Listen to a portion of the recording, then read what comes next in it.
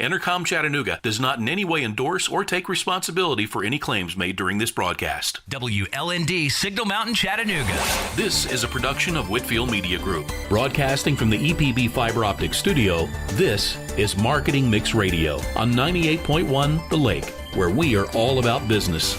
With over 60 years combined experience in marketing, sales, media, and business, please welcome Clint Powell and Rich Mozingo from the Chattanooga Lookouts. Hey everybody, welcome to Marketing Mix Radio. It's a radio show for entrepreneurs, business owners, and sales types. If that is you, we built this show with you in mind.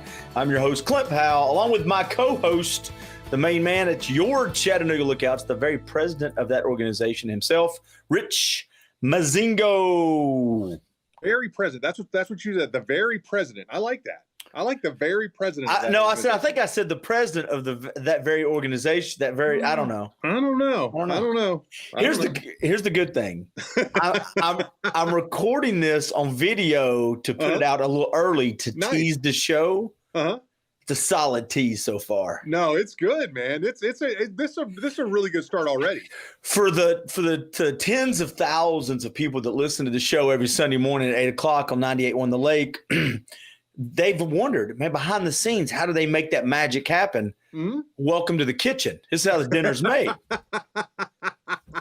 Oh, I love it. Before we get too deep into the woods, we got a special guest today. I'm going to do what I did last week. I'm going to tease the guest without saying the name because this person's very important. They've got a lot of stuff going on. It's possible they text us and go, hey, I got something more important. Like last week, I teased a guest. And here's why I tease it. In case people are wondering, why does Clint Rich always tease these guests? Because over the last 8 years, I've had some big guests. Me and you've had some big guests. And we are always amazed that anybody says yes. So I never give the name really up front in case they back out. Then no harm, no foul. Yeah. So I did the same this week. I teased the guest and waiting to see if they would tune in. And because everybody knows how to use online meetings now, this was not a challenge at all. He showed up, and we'll talk about that a little bit. But he is running for mayor of Chattanooga. How you doing, Monty Bruell? I am doing great. How are you guys today? We're okay. The world's pretty good today. Good. We're recording this on a day in Chattanooga. If you were to look at weather, and at least in my world, because I like cool weather, we are recording this on the only day, a 24-hour period where we've had nasty rain weather in a long time. Oh, yeah. And I'm really, to be honest with you, I forgot how much my moods are affected by weather. I'm a little sad that it's raining outside and I can't go for my daily walk. So you're saying you're even nastier today than you usually are?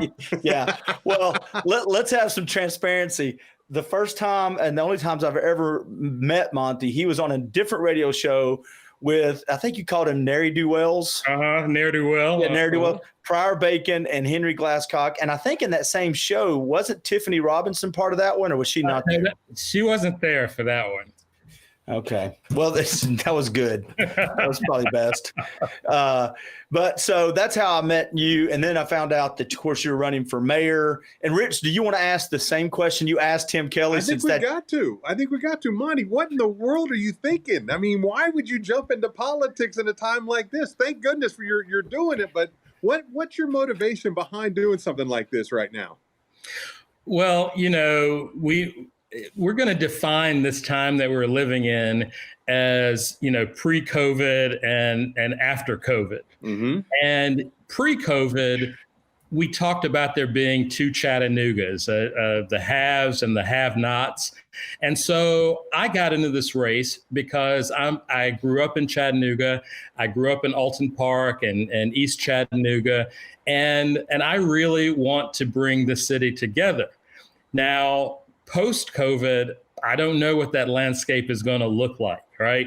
We had plenty of people who were hurting, last year But now when we look at the situation, we're going to have small businesses that have collapsed, that have gone out of business.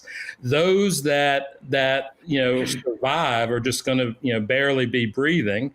We've got all kinds of service workers who aren't employed, who aren't making the money that they used to make.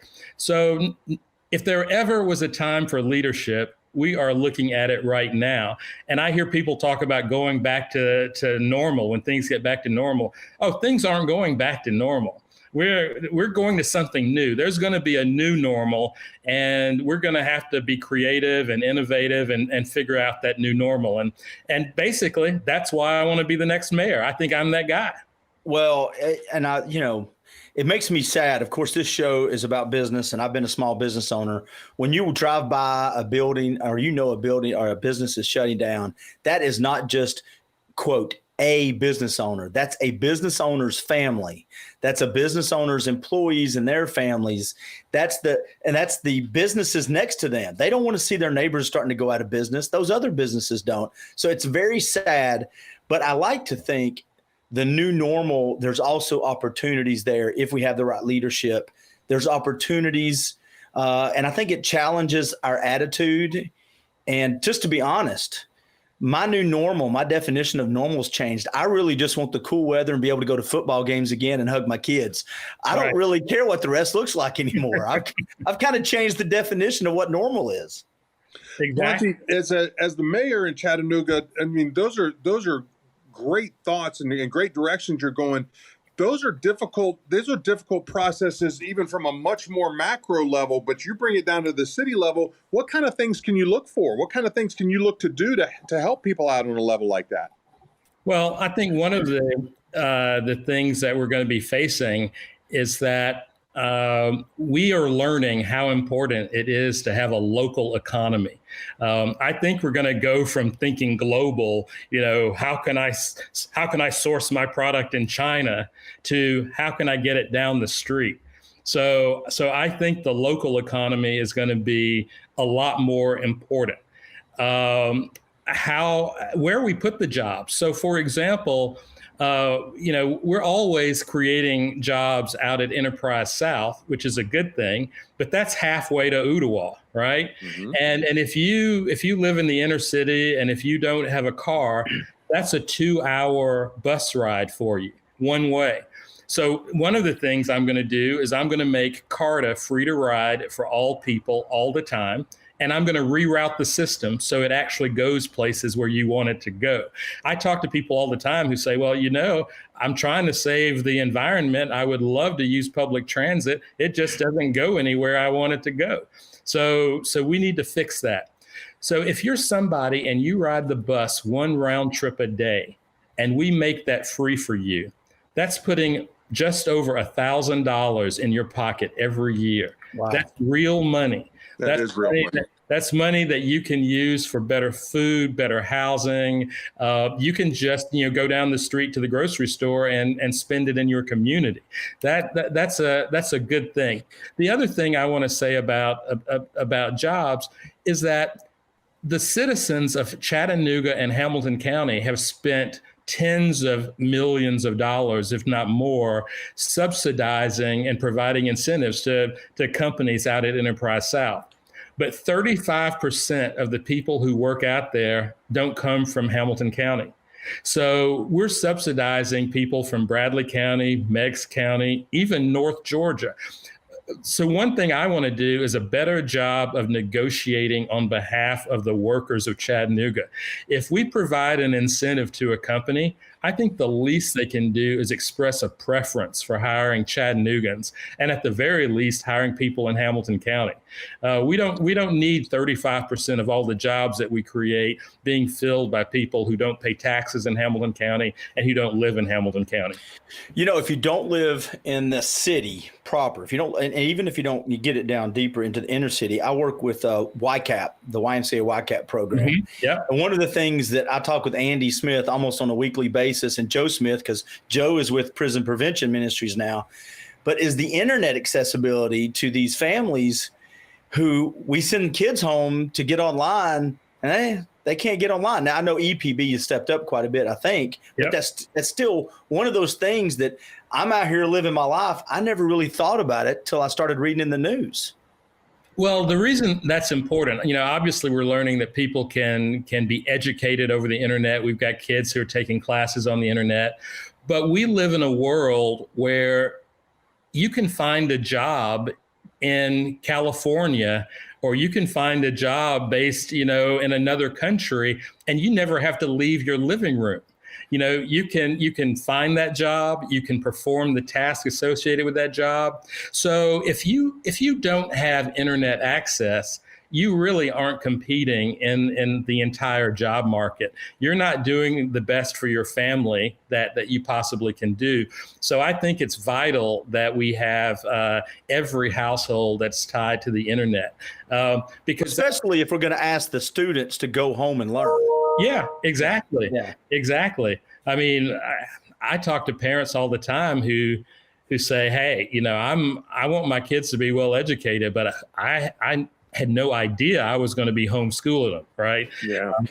So mom and dad have jobs. They're trying to do their job, and then the kid is interrupting, going, I need some help with my math.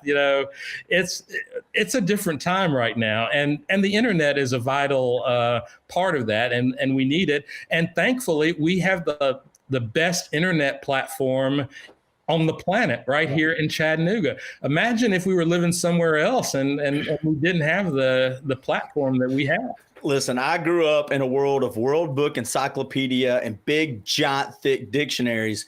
And if my kids were younger and I was having to be the stay-at-home parent to teach my kids right now, my kids would fail every subject. Because, well, maybe not, because I would have Google. I would make sure I had internet so I could Google the answers to their questions. Yeah. My daughter, let me just say this. My daughter is a 5th grade teacher at East Lake Elementary, and she is the at-home learning teacher for the 5th grade there. So she spends all day trying to solve the problems of the families and kids and get them connected to the internet. And it is more than a full-time job. She just made everybody's prayer list, no matter what religion they are, if she's having to deal with that. We don't on that topic, but I just I talk with Joe Smith, and the struggles teachers are going through right now is real because they have the in-class issues, the COVID issues, the online learning portion of it. And they're having to be 3 people basically in one position. So thumbs up to the teachers. Real quick, because I want to make sure we got about another 3.5 minutes, and I want to make sure you get out what you want to get out. But we had Tim Kelly on last week, and I know I'm sending the invite out to some other folks. The discussion of ideas of keeping things more local, Chattanooga, I think, because I'm in Chattanooga all the time, it's easy once you start having success to sit back and kind of become comfortable thinking we've arrived, we're in the headlines. But it's been a few years since I think Chattanooga has felt that sense of, achievement. Do you feel the same way, like it's maybe gotten a little stagnant? Well, we've become victims of our own success. Back in the day when I was the chairman of Chattanooga Venture and we would have community meetings and we would bring people together, we had to solve our own problems. We had to come up with the solutions. And because we were the problem solvers, people started coming from all over the world to learn what we have come to call the Chattanooga way. But unfortunately, now we're just another city that hires consultants from other places. We're constantly spending $500,000 here, $500,000 there to have someone come in and do a study. And we have so much low-hanging fruit in the city. There's stuff that we know that we could do and that we could do better. We need to quit relying on out-of-town consultants, and we've got to go back to the days when we solved our own problems, because we're smart, capable people, and we know what to do. We just have gotten a little lazy, if I can use that word, and we just say, oh, I'll write a check, you come in here and fix it for us. But no, that's not what's going to bring this community together. That's not what's going to make us better. We got to go back old school and just sit around the table and say, how can we get this done? Well, go ahead, Rich. I'm sorry. Let's put you 6 months from now, and you've been elected the mayor of the city of Chattanooga, and you got the first 100 days in office. We always hear about it at the national level. What are the one or two things on the top of your list for those first 100 days? Well, you've already heard one of them. I'm going to make CARTA free to ride for everybody, and we're going to reroute the system. Mm-hmm. One of the problems we have in Chattanooga is that Chattanoogans just don't make enough money.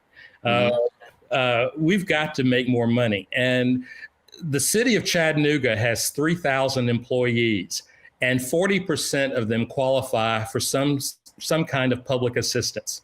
And that's a shame. So I am standing with the workers in the city of Chattanooga who work for the government, and I'm going to put a plan into place to raise the minimum wage for city workers to $15 an hour. It will probably take us 3 years to get everybody to that level. It's not going to be something that's going to happen overnight, but it's something that I'm going to do. And then the third thing I'm going to do is I'm going to bring real participatory budgeting to the budgeting process in the city. We've got to be more responsive to people, families, and neighborhoods. And so I'm going to allocate a certain amount of money in the budget for each city council district. And we're going to have meetings. We're going both online meetings and in-person meetings. And I'm going to let the people of the city of Chattanooga decide how that pot of money gets spent, because it's their money, it's their tax dollars, and they deserve to have a direct say in how that money is spent. Well, I hate to do this to you, but we've run out of time on this segment. I know you're busy. I do need to say this very quickly. If you do get elected and you're needing some local consultants for $500,000, Rich and I are available. I don't know what we'll consult about, but we'll think of something. Yeah. Why am I running for mayor? I should be a consultant, right? Yeah, well, I'm not going to. Yeah. If this doesn't work, we'll all become consultants. That's a great idea. There you go. Monty, thank you very much, sir. It was a pleasure. Thank you. Clint, Rich, this was fun. And anytime you want to have me on, I'd be happy to come back. Awesome. Thank you, sir. Thanks, all sir. right, we'll be right back with more Marketing Mix Radio. Thank you.